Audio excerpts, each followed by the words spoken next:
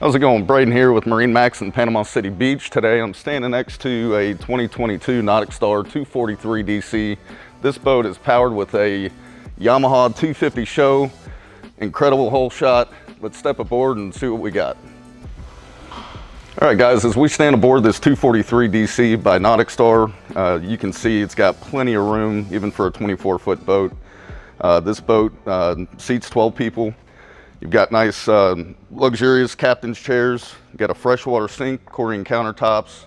If you guys have a long day at the island, you can pull this guy out here, wash the salt water off.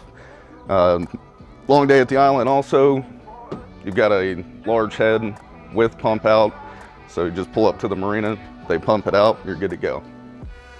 So you can see at the helm here, upgraded stereo system. You've got your SIMRAD navigation. As we go forward, you can see a ton of space up here. You got a nice large boarding platform with a ladder. This is your bow filler cushion.